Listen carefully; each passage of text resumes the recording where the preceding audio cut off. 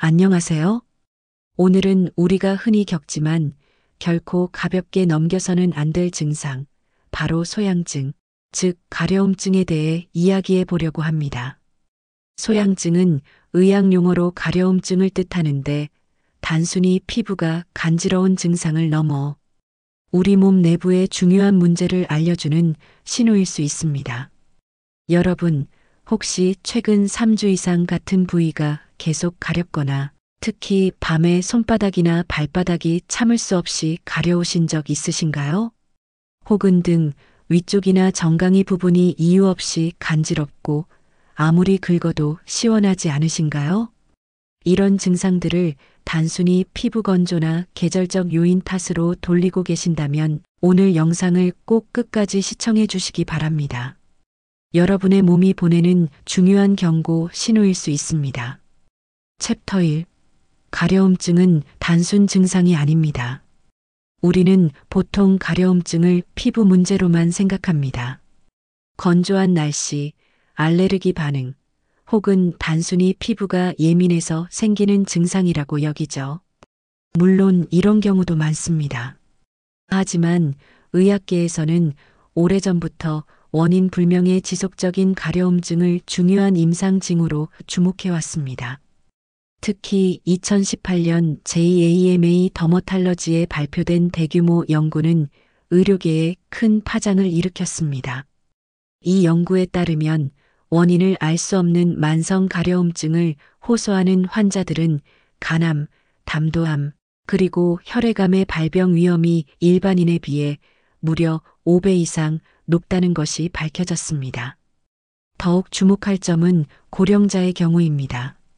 나이가 들면 피부 장벽이 약해지고 피지 분비가 감소하면서 가려움증이 더 자주 나타나게 됩니다.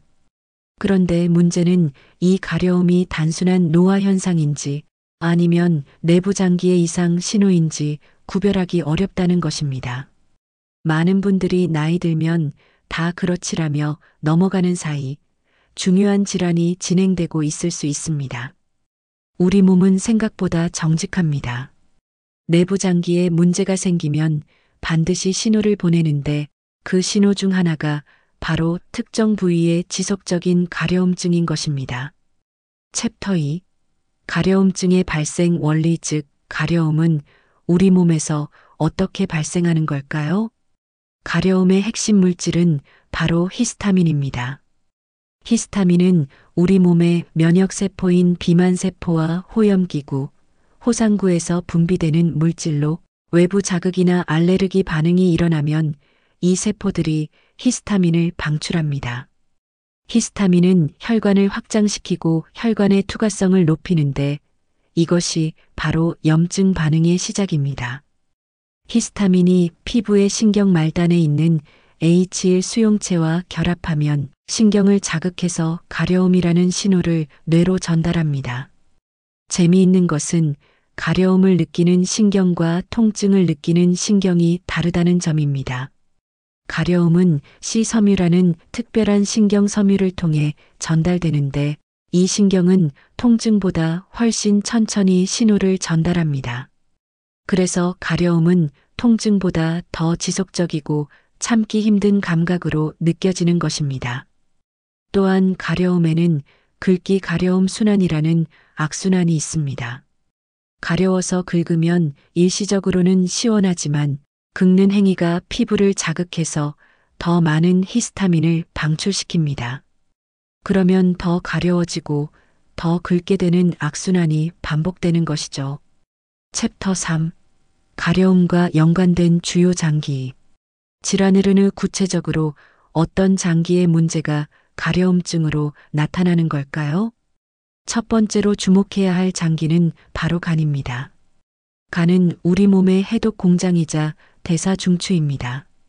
그런데 이 간에 문제가 생기면 특히 담즙의 흐름이 막히는 담즙, 정체성 질환이 발생하면 심각한 가려움증이 나타납니다. 원발성 담즙성 담간염, 간경화, 간부전 같은 질환들은 모두 담즙산이 혈액으로 역류하게 만듭니다. 이렇게 축적된 담즙산은 피부 신경을 자극하면서 극심한 가려움을 유발하는데 특히 손바닥과 발바닥에 집중됩니다. 미국간 재단 어메리컨 리버 파운데이션의 연구에 따르면 담즙성간 질환 환자의 약 70%가 심한 가려움증을 경험한다고 합니다. 그런데 여기서 중요한 패턴이 있습니다. 간 관련 가려움증은 야간, 특히 밤 10시부터 새벽 2시 사이에 극심해지는 경향이 있습니다. 이 시간대는 간의 해독 기능이 가장 활발하게 작동해야 하는 시간인데 간 기능이 저하되어 있으면 담즙산 제거가 제대로 이루어지지 않아 가려움이 악화되는 것입니다. 동반 증상도 주의 깊게 살펴봐야 합니다. 눈 흰자가 노랗게 변하는 황달, 콜라처럼 진한 색의 소변, 우상복부 오른쪽 갈비뼈 아래 통증이나 불편감이 함께 나타난다면 반드시 간 기능 검사를 받아야 합니다. 두 번째로 주목해야 할 부위는 등, 상부, 특히 양쪽 날개뼈 사이의 가려움입니다. 이 부위의 지속적인 가려움은 폐나 심장의 문제를 시사할 수 있습니다. 폐암, 만성 폐쇄성 폐질환 COPD, 심장 기능, 저하 등의 질환이 있을 때 이 부위에 가려움이 나타날 수 있는데 이는 흉부내 장기들의 신경 분포와 관련이 있습니다. 흉추신경이 피부 감각과 내장 감각을 함께 담당하기 때문에 내부 장기의 이상이 등 피부의 가려움으로 연관통처럼 느껴지는 것입니다. 패턴 분석이 중요합니다. 만약 운동 후나 계단을 오를 때 등 상부 가려움이 심해진다면 심장 기능 저하를 의심해 볼 수 있고 누웠을 때 가려움이 악화된다면 폐 질환 가능성이 높습니다. 24시간 내내 지속되는 가려움은 종양의 가능성을 배제할 수 없습니다. 최근 흉부 종양학 연구들에서도 등 상부의 원인 불명 가려움증이 폐암의 초기 증상 중 하나로 보고되고 있으며 특히 흡연력이 있는 분들은 더욱 주의가 필요합니다. 세 번째는 신장입니다. 만성 신부전이나 요독증 환자들이 가장 많이 호소하는 증상 중 하나가 바로 하지 부위, 특히 정강이와 발목 주변의 극심한 가려움입니다. 신장은 우리 몸의 정수기입니다. 혈액을 걸러 노폐물을 제거하고 깨끗한 혈액을 다시 순환시키는 역할을 합니다. 그런데 신장 기능이 저하되면 요소, 크레아티닌 등의 노폐물이 혈액에 축적되기 시작합니다. 이러한 독성 물질들이 피부로 배출되려 하면서 가려움을 유발하는데 특히 중력의 영향으로 하지 부위에 혈액이 정체되기 쉬워 정강이와 발목에 가려움이 집중됩니다. 대한신장학회 2023년 보고서에 따르면 국내 투석 환자 수가 지속적으로 증가하고 있으며 이들 중 상당수가 투석 전 단계에서 다리 가려움을 호소했다고 합니다. 즉, 다리의 지속적인 가려움은 신장 질환의 초기 경고 신호일 수 있다는 것입니다. 동반 증상으로는 발목 부종, 야간요 증가 특히 밤에 이내지 3회 이상 소변을 보러 일어나거나 거품이 많은 소변 그리고 설명할 수 없는 만성 피로감 등이 있습니다. 챕터 4. 죽음의 신호로 불리는 절대 무시하면 안 되는 세 가지 가려움 부위가 있습니다. 첫째, 손바닥과 발바닥입니다. 이곳의 지속적이고 극심한 가려움, 특히 밤에 심해지는 가려움은 간 질환의 신호입니다. 둘째, 등 상부 양쪽 날개뼈 사이 부위의 가려움은 폐나 심장 질환을 의심해 봐야 합니다. 셋째, 정강이와 발목의 하지 부위의 지속적인 가려움은 신장 질환의 경고입니다.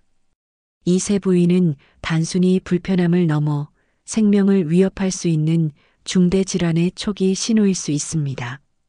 죽음의 신호라는 표현이 과장처럼 들릴 수 있지만 실제로 이러한 증상들을 무시하고 방치했을 때 발견되는 질환들은 대부분 진행된 상태인 경우가 많습니다.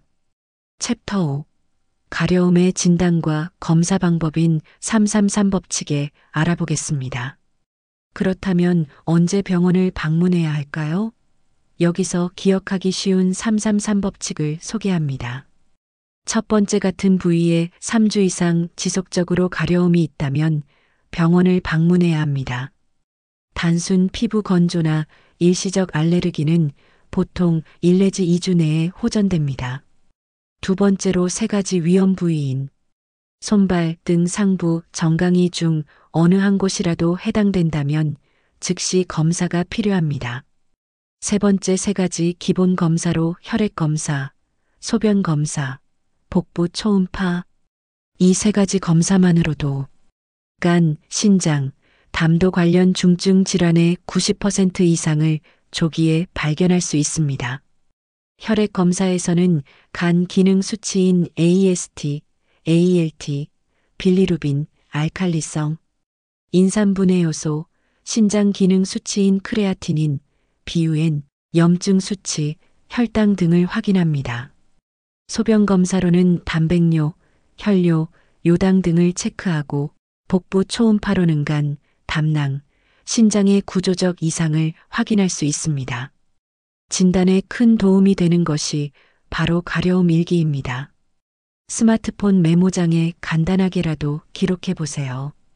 언제, 어디가 무엇을 했을 때, 얼마나 가려운지 1 내지 2주만 기록해도 의사가 정확한 진단을 내리는데 큰 도움이 됩니다. 또한 가족력도 중요합니다. 부모님이나 형제자매 중 간염, 간경화, 만성신부전, 당뇨병 환자가 있다면 여러분도 고위험군에 속합니다. 정기 검진이 더욱 중요한 이유입니다. 챕터 6. 예방은 어떻게 해야 할까요? 좋은 소식은 지금부터 말씀드릴 생활 습관들을 꾸준히 실천하면 소양증을 효과적으로 예방할 수 있을 뿐만 아니라 이미 나타난 증상도 상당 부분 개선할 수 있다는 것입니다. 실제로 많은 연구에서 생활 습관 개선만으로도 초기 단계의 장기 기능 저하가 회복되고 그에 따라 가려움증이 현저히 감소하는 것으로 보고되고 있습니다. 특히 간과 신장은 재생 능력이 뛰어난 장기입니다. 손상이 심각한 단계로 진행되기 전에 올바른 생활 습관으로 돌아간다면 충분히 기능을 회복하고 정상화할 수 있습니다. 구체적인 실천 방법으로 첫째, 충분한 수분 섭취입니다. 하루 2리터 이상의 물을 마시는 것이 기본입니다. 특히 아침에 일어나자마자 미지근한 물 한 컵을 마시면 밤새 축적된 노폐물 배출에 도움이 됩니다. 신장 기능을 유지하고 혈액순환을 돕는 가장 기본적이면서도 효과적인 방법입니다. 둘째, 수면 관리로 밤 11시 이전에 잠자리에 드는 것이 중요합니다. 특히 밤 11시부터 새벽 3시까지는 간의 해독과 재생이 가장 활발하게 이루어지는 골든타임입니다. 이 시간에 깊은 수면을 취하지 못하면 간 기능 회복이 제대로 이루어지지 않습니다. 셋째, 규칙적인 운동, 특히 맨발 걷기를 추천합니다. 발바닥에는 신장과 관련된 수많은 경혈점이 있어 맨발로 땅을 밟으면 신장 기능 개선에 도움이 됩니다. 또한 하지 혈액순환을 촉진해 정강이 부위 가려움 완화에도 효과적입니다. 하루 20분에서 30분 동안 공원이나 흙길을 맨발로 걷는 것만으로도 큰 도움이 됩니다. 넷째, 식사 관리입니다. 술, 카페인, 인스턴트 식품은 간과 신장에 큰 부담을 줍니다. 특히 과도한 염분 섭취는 신장에 치명적입니다.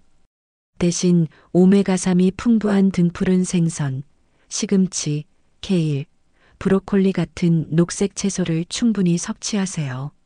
이들은 항산화 작용과 항염 효과가 뛰어나 장기 건강에 도움이 됩니다. 다섯째, 스트레스 관리를 해야 합니다. 만성 스트레스는 코르티솔 호르몬을 과도하게 분비시켜 면역 체계를 약화시키고 염증을 악화시킵니다. 하루 10분이라도 명상이나 복식 호흡을 실천해 보세요. 스트레스 호르몬을 조절하고 자율신경계의 균형을 맞추는데 큰 도움이 됩니다. 여섯째, 피부 관리를 적절하게 해야 합니다. 목욕은 미지근한 물로 짧게 하고 순한 비누나 세정제를 사용합니다. 목욕 후에는 3분 이내에 보습제를 충분히 발라주는 것이 중요합니다. 손톱을 짧게 깎아서 긁을 때 피부 손상을 최소화하고 밤에는 면 장갑을 끼고 자면 무의식 중에 긁는 것을 방지할 수 있습니다. 지금까지 가려움증과 내부 장기 질환의 연관성에 대해 알아봤습니다. 핵심을 다시 한번 정리하면 원인 모를 지속적인 가려움증은 단순한 피부 문제가 아니라 간, 폐, 신장 같은 중요 장기의 구조적 손상 신호일 수 있다는 것입니다. 3주 이상 지속되는 가려움, 손바닥, 발바닥 등 상부정강이 같은 특정 부위의 가려움, 특히 야간에 심해지는 가려움은 반드시 전문의 상담이 필요합니다. 여러분의 몸은 항상 신호를 보내고 있습니다. 그 신호를 무시하지 마세요. 작은 가려움 하나가 여러분의 생명을 구할 수 있는 조기 경보가 될 수 있습니다. 오늘 영상이 도움이 되셨다면 구독과 좋아요 부탁드리며 주변에 가려움으로 고생하시는 분들이 계시다면 꼭 공유해 주시기 바랍니다. 건강한 하루 되세요. 감사합니다.